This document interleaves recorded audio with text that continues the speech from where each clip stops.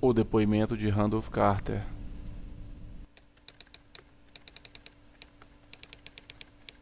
Repito-vos, cavalheiros, que vosso interrogatório é inútil. Detende-me aqui para sempre, se quiserdes. Prendei-me ou executai-me, se tendes necessidade de uma vítima para propiciar a ilusão a que chamais justiça. Não posso, porém, dizer mais do que já disse. Contei-vos com toda a sinceridade tudo de que me lembro. Nada foi distorcido ou escamoteado, e se alguma coisa permanecer vaga, é apenas devido à nuvem escura que caiu sobre meu espírito. Essa nuvem e a natureza nebulosa dos horrores que a fizeram bater-se sobre mim.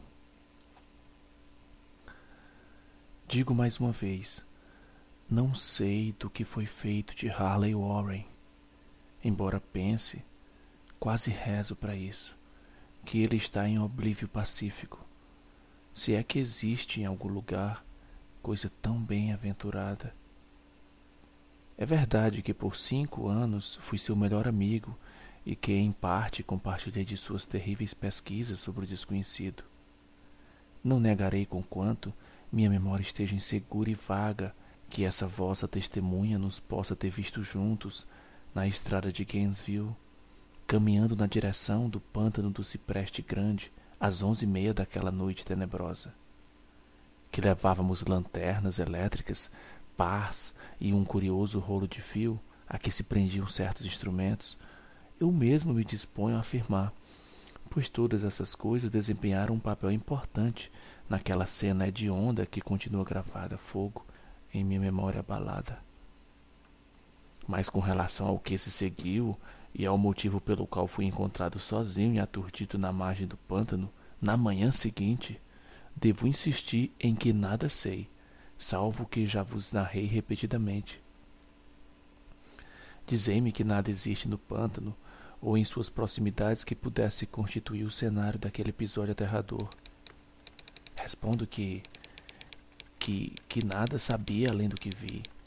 Visão ou pesadelo pode ter sido, e visão ou pesadelo espero desesperadamente que tenha sido, mas, no entanto, é tudo quanto minha mente reteu do que ocorreu naquelas horas chocantes depois que saímos da vista dos homens. E por que Harley Warren não voltou? Somente ele ou seu espectro, ou alguma coisa inominável que não sei descrever, poderão dizer.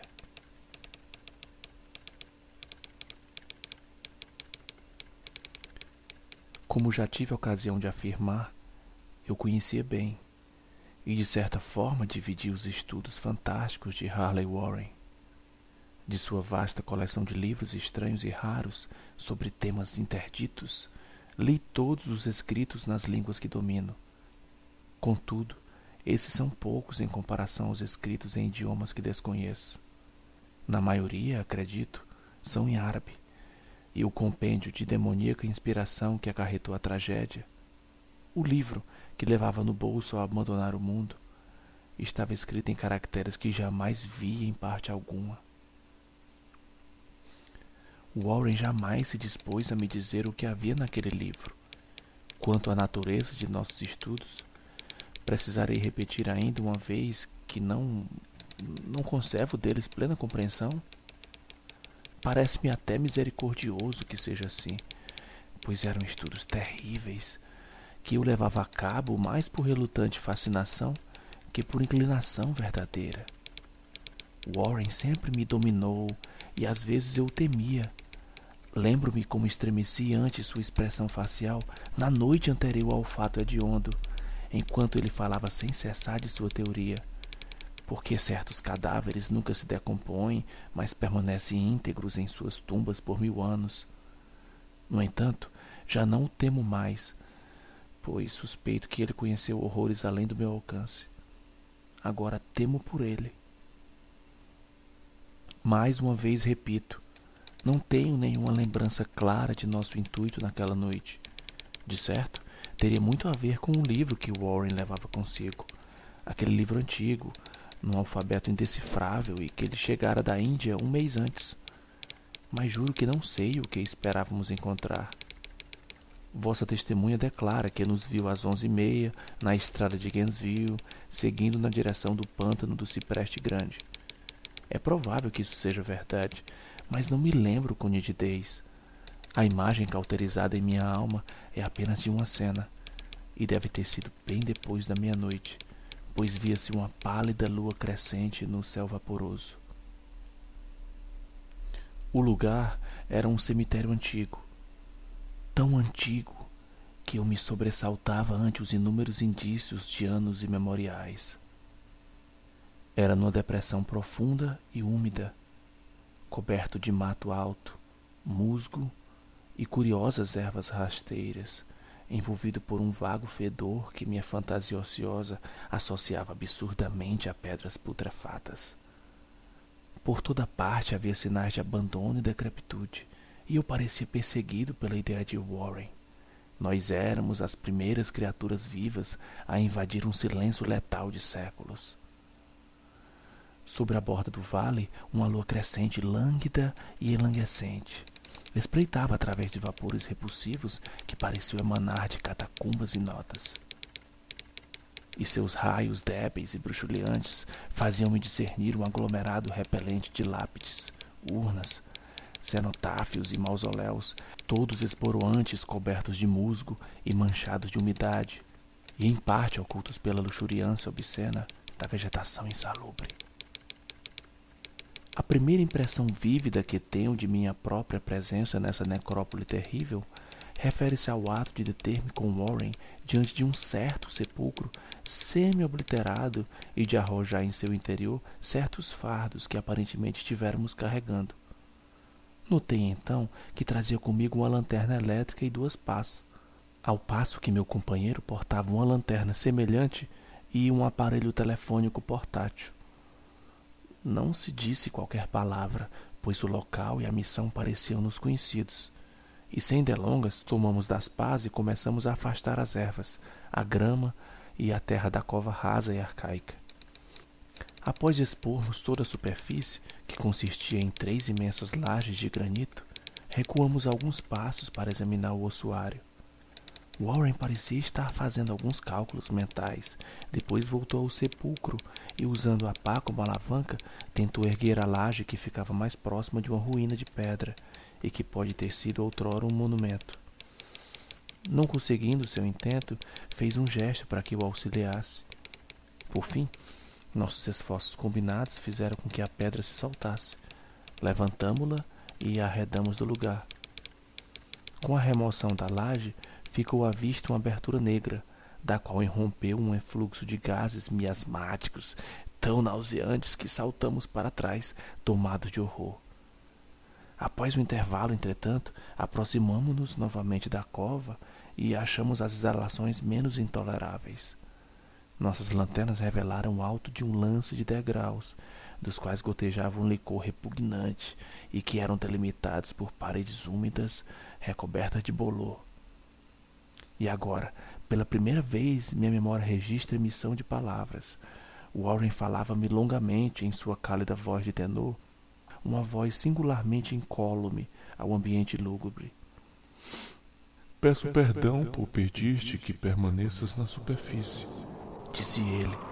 mas seria criminoso permitir que alguém de nervos tão frágeis descesse até lá. Não podes imaginar, mesmo pelo que leste, pelo que eu te disse, as coisas que terei de ler e de fazer.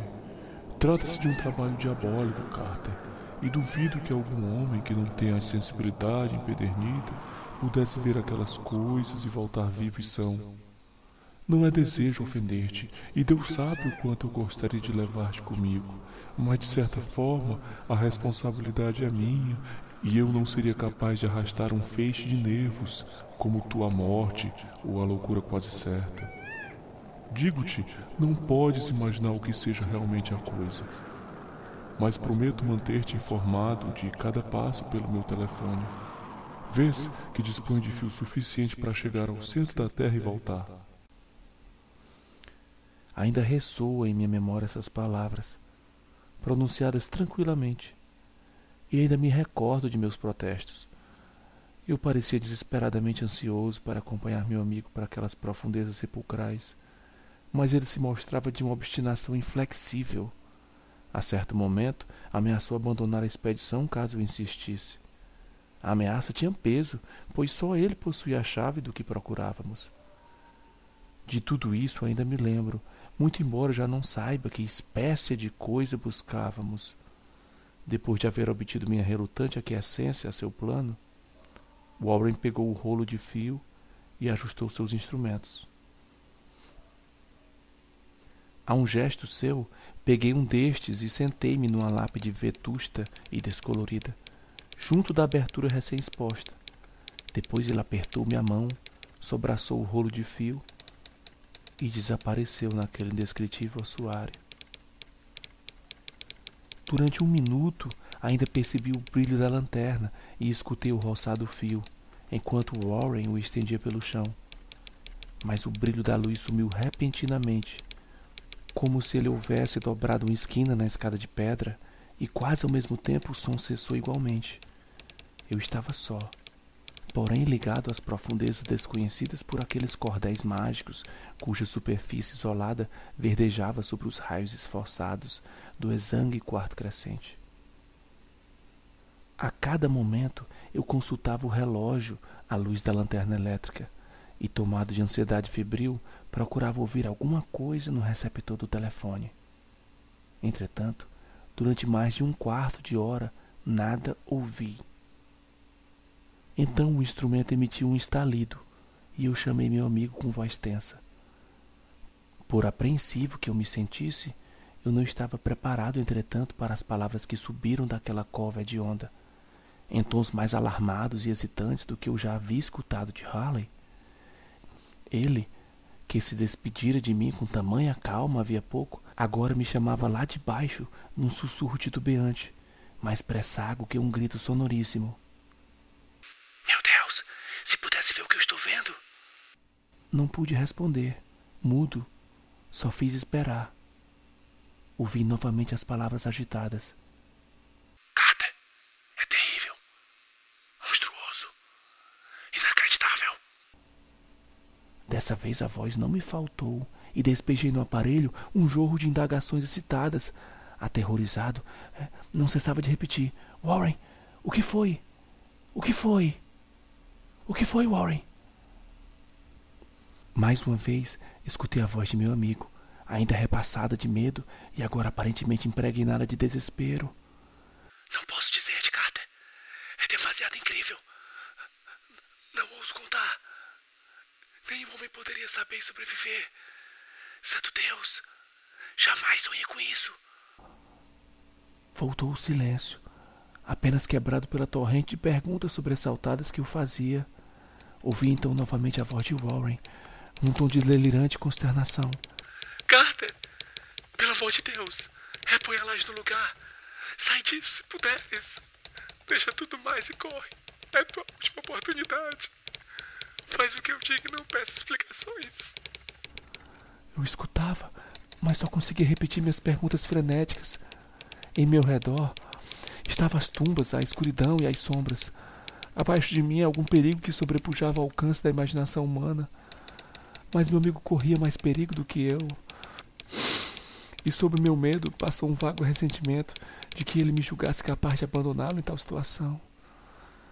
Novos estalidos e após uma pausa, ouvi um grito angustiado de Carter. Te manda! Pelo amor de Deus, põe a laje no lugar e te manda, Carter! Alguma coisa na gíria juvenil de meu companheiro, evidentemente transtornado, liberou minhas faculdades. Formei e gritei uma resolução. Warren, aguenta, vou descer! No entanto, diante dessa proposta, o tom de meu interlocutor transformou-se num grito de completo desespero. Não compreendes, é tarde demais. E por minha própria culpa, põe a laje no lugar e corre. Não há mais nada que tu ou outra pessoa possa fazer. Seu tom de voz mudou novamente, adquirindo dessa vez mais suavidade, como que traduzindo resignação sem esperança. Contudo, para mim permanecia tenso de ansiedade. Depressa, antes que seja tarde demais. Tentei não lhe dar ouvidos, tentei quebrar a paralisia que me detinha e cumprir minhas promessas e descer para ajudá-lo. Seu próximo murmúrio, todavia, ainda me encontrou inerte, preso de puro horror. Carter, corre. Não adianta. Tens de ir. Antes que dois. A laje, Carter. Quase acabado agora. Não dificultes ainda mais. Cobre esses degraus malditos e foge para salvar a vida. Estás perdendo tempo. Adeus, Carter. Não voltarei a ver-te. Nesse ponto, o murmúrio de Warren converteu-se em um grito. Um grito que aos poucos se transmudou em uivo, carregado de todo o horror das eras. Malditas coisas infernais! Legiões, meu Deus! Te manda! Te manda!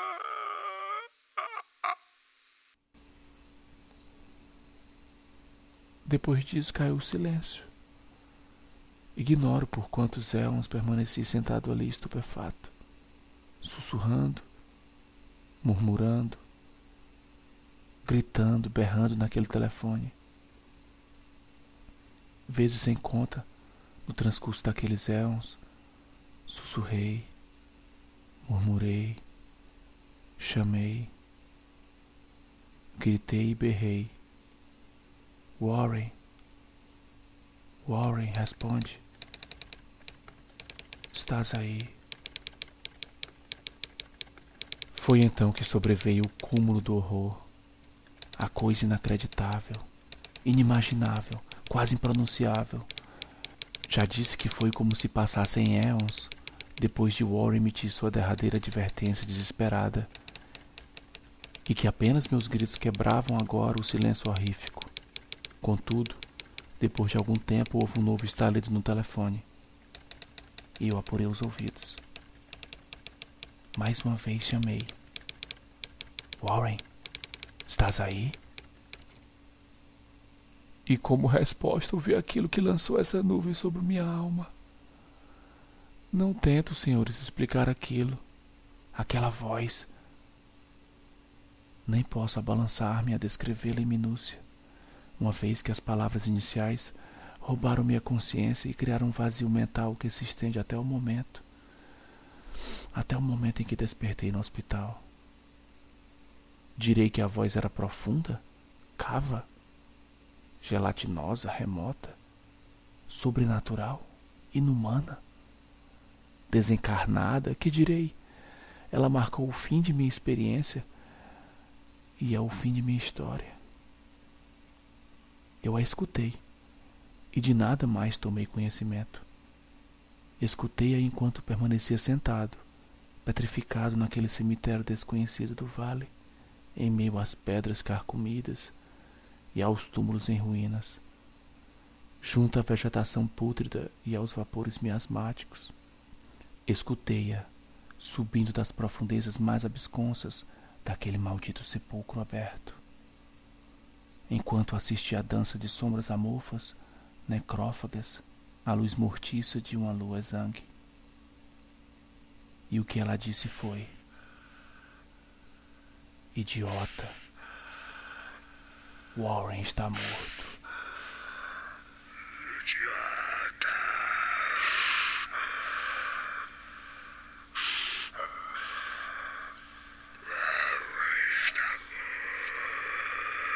O depoimento de Randolph Carter, de H.P. Lovecraft. Leitura: Lauriston Trindade.